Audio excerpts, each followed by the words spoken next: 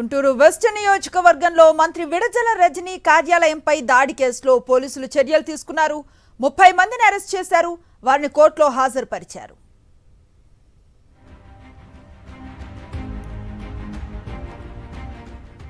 New year సందర్భంగా విడదల రజనీ కార్యాలయం ఎదురుగా ఉన్న ఎన్టీఆర్ విగ్రహం దగ్గర హడావుడి చేసి రాళ్లు రువ్వారు.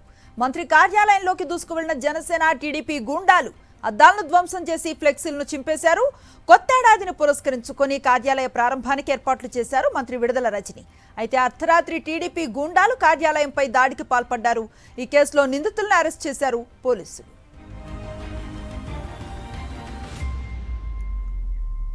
మరింత సమాచారం మా కరెస్పాండెంట్ అశోక్ అందిస్తారు. అశోక్,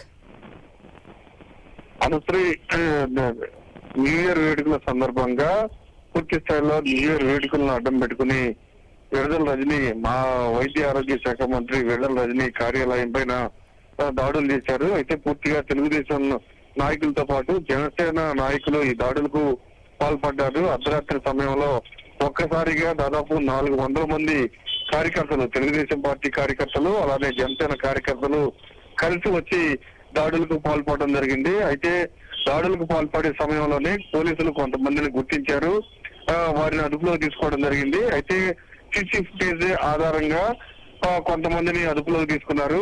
మరికొంతమంది తెల్లవారుజామున దాడి చేసి ఒక భవనం నుంచి దిగి వస్తుండగా మరికొంతమందిని అదుపులోకి తీసుకున్నారు. మొత్తం 30 మందిని పోలీసులు అరెస్ట్ చేశారు. వారిని కోర్టులో కూడా ప్రవేశపెట్టినట్టు కూడా మనకు సమాచారం ఉంది. అనుశ్రీ, చాలా పెద్ద ఎత్తున ఆస్తి నష్టం జరిగిన దృశ్యాలు కనిపిస్తూ ఉన్నాయి. ఇదంతా ప్రీ ప్లాన్డ్ గా చేసినట్లుగానే తెలుస్తోంది. అశోక్, పోలీసులు ఏం చెప్తున్నారు? ఖచ్చితంగా పోలీసులు దీనిపైన విచారణ చేస్తున్నారు. విచారణ సందర్భంగా ప్రీ ప్లాన్డ్ గానే ఈ ఘటన జరిగిందని కూడా నిర్ధారణకు వచ్చారు. కొంతమంది వాంగ్మూలం కూడా ఇచ్చారు. ఇప్పటికే వైఎస్ఆర్ కాంగ్రెస్ పార్టీ కూడా ఖచ్చితంగా ఇది పక్కా ప్లాన్ ప్రకారమే జరిగింది. పూర్తిగా ఫస్ట్ 100 మంది వచ్చారు, తర్వాత మరొక 100 మంది వచ్చారు. ఇలా దాదాపు 400 మందికి పైగా వచ్చి ఒక్కసారిగా విడదల రజనీ కార్యాలయం పైన దాడి చేయడాన్ని ఖచ్చితంగా ఇందులో కుట్ర ఉంది. ఒక పథకం ప్రకారమే దాడి చేశారని వైఎస్ఆర్ కాంగ్రెస్ పార్టీ నాయకులు చెబుతున్నారు. పోలీసులు కూడా పూర్తి స్థాయిలో దర్యాప్తు చేస్తున్నారు. ఇప్పటికే పథకం ప్రకారమే ఈ దాడికి పాల్పడినట్లు కూడా పోలీసులు కూడా అనుమానిస్తున్నారు. ఆ గోడలో దర్యాప్తు జరుగుతూ ఉంది. ఇప్పటికే 30 మందిని కోర్టులో ప్రవేశపెట్టినట్లుగా చెప్తూ ఉన్నారు పోలీసులు. ఇంకా ఎవరైనా ఈ కేసుతో సంబంధం ఉన్న వ్యక్తులు ఉన్నారా? ఇంకా ఈ దాడికి సంబంధించి ఎంతమందిని అదుపులోకి తీసుకునే అవకాశం కనిపిస్తోంది?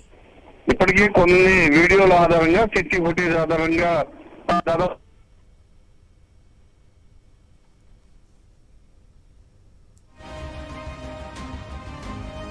రైట్. Thank you Ashok.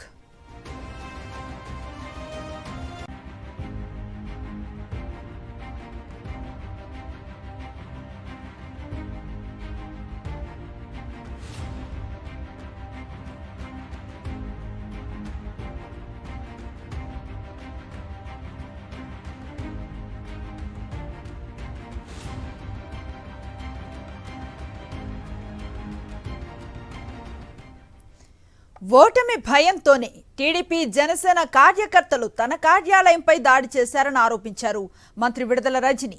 బీసీలను మళ్లీ మోసం చేయడానికే చంద్రబాబు జయహో బీసీ కార్యక్రమాన్ని ఏర్పాటు చేశారన్న మంత్రి విడదల రానున్న ఎన్నికల్లో గుంటూరు వెస్ట్తో పాటు రాష్ట్రంలో వైఎస్ఆర్సీపీ గెలుపు ఖాయమన్నారు.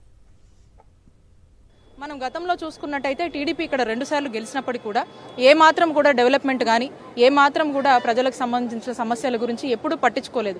ఏదో గెలిచామన్నట్టుగా ఉండేవాళ్ళు. ఇప్పుడు మరి గుంటూరు వెస్ట్లోనే ఎప్పుడు ఎన్నడూ లేని విధంగా మా ప్రభుత్వ హయాంలో మేము అధికారంలోకి వచ్చాక ఇప్పుడు చూస్తున్నట్టయితే దాదాపు మ్యాక్సిమం రోడ్స్ కానీ, డ్రైనేజ్ కానీ అండ్ కావాల్సినటువంటి డెవలప్మెంటల్ యాక్టివిటీస్ మీద చాలా చక్కగా ఒక మోస్తారుగా మంచి డెవలప్మెంట్ జరిగిందని చెప్పుకోవచ్చు. ప్రజల్లోంచే ఇది వస్తుంది. గతంలో ఎన్నడూ లేని విధంగా ఈరోజు జగనన్న పాలనలో ఈరోజు మంచి డెవలప్మెంట్ అనేది గుంటూరు వెస్ట్ నోచుకుంది. సమన్వయకర్తగా బాధ్యతలు తీసుకుని అఫీషియల్గా నేను పార్టీ ఆఫీస్ ఓపెన్ చేస్తుంటే నా మీద కేవలం ఇది ఒక బీసీ మహిళ మీద చేస్తున్నటువంటి దాడి. అట్ ది సేమ్ టైం ఏంటంటే ఈ పార్టీ ఆఫీస్ ఇక్కడ ఓపెన్ చేస్తే వాళ్ళకు వచ్చిన సమస్య ఏంటో మనకు తెలియదు. మరి ఈ రకంగా మా పార్టీ ఆఫీస్ మీద దాడి చేస్తూ కేవలము ఓటమి భయముతోనే ఇవన్నీ టీడీపీ వాళ్ళు చేస్తూ ఉన్నారు. ఏ రోజు చంద్రబాబు నాయుడు గారు కానీ లోకేష్ గారు కానీ బీసీలకు చేసింది ఏం లేదు. ఇంకా కూడా వాళ్ళు ముందుకు వచ్చి చెప్పే మాయమాటలు ఎవరైనా ఉంటే కూడా బీసీలు ఎవరు కూడా నమ్మే పరిస్థితిలో లేరు.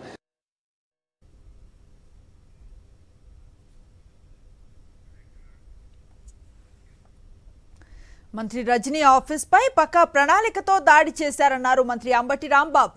రజనీని ఓడించలేక దాడులకు పాల్పడుతున్నారని మండిపడ్డారు. జనసేన టీడీపీ కార్యకర్తలు అరాచకవాదులుగా తయారయ్యారని విమర్శించారు. చంద్రబాబు కుప్పంలో గెలిచే పరిస్థితి లేదన్నారు.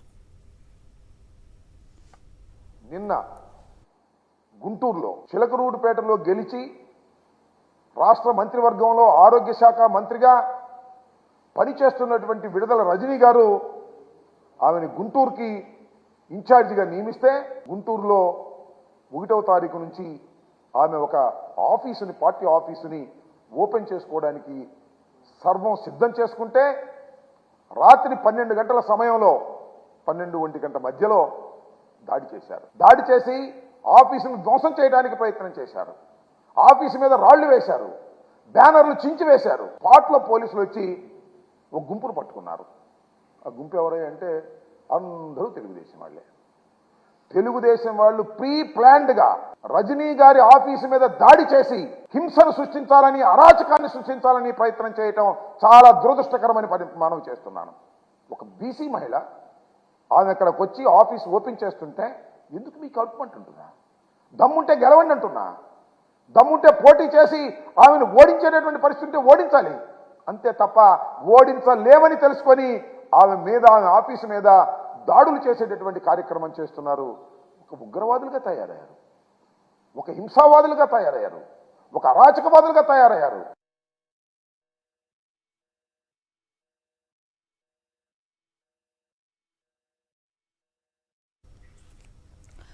ఓడిపోతామన్న భయంతోనే టీడీపీ వైఎస్ఆర్సీపీ కార్యాలయంపై దాడికి పాల్పడిందని ఆరోపించారు ఎమ్మెల్యే గోపిరెడ్డి శ్రీనివాసరెడ్డి. బాబు డైరెక్షన్లోనే టీడీపీ దాడులకు దిగుతోందన్నారు. టీడీపీ జనసేన మోకలు ఇద్దరు కూడా కలిసి దాడి చేయడం అనేది చాలా దారుణమైన అంశం. అసలు రాకముందే ఆమె మీద భయపడి వాళ్ళు మీరు ఈరోజు దాడి చేశారంటే మీరు రేపు ఎన్నికల్లో ఏ విధంగా ఓడిపోతారో ఈరోజు అర్థమవుతా ఉంది. ముఖ్యంగా ఎవరైనా సరే ప్రజాస్వామ్యంలో ఎవరైనా ఏ పార్టీ వాళ్ళైనా తన పార్టీ ఆఫీస్ పెట్టుకొని తను గౌరవంగా ప్రారంభించుకోవడానికి, ఎన్నికలకు సిద్ధమవడానికి ప్రతి ఒక్కరికి అవకాశం ఉంటుంది. ఈరోజు అధికారంలో ఉన్న మంత్రి గారిని ఈరోజు ఏ విధంగా మీరు దాడి చేశారు? తెలుగుదేశం పార్టీ ఈరోజు చంద్రబాబు నాయుడు చెప్తా ఉన్నాడు, ఇవాళ ప్రజలకి రెచ్చగొట్టే కార్యక్రమం చేస్తున్నాడు, లోకేష్ రెచ్చగొట్టే కార్యక్రమం చేస్తున్నాడు, పవన్ కళ్యాణ్ రెచ్చగొట్టే కార్యక్రమం. ఈరోజు అందరూ కలిసి రెచ్చగొట్టి ప్రజల్ని రెచ్చగొట్టి ఇవాళ వాళ్ళ యొక్క రౌడీ మొక్కల్ని ఈరోజు ఆఫీసుల మీద దాడి చేసే కార్యక్రమాన్ని మేము తీవ్రంగా ఖండిస్తున్నాం. దీన్ని ఖచ్చితంగా ఎవరైతే దోషులు ఉన్నారో వాళ్ళందరినీ కూడా అరెస్ట్ చేసి కఠిన చర్యలు తీసుకోవాలని చెప్పి ఈరోజు పోలీసు వారిని కూడా కోరుతున్నాను, డీజీపీ గారిని కోరుతున్నాను. ఖచ్చితంగా దీని మీద యాక్షన్ తీసుకు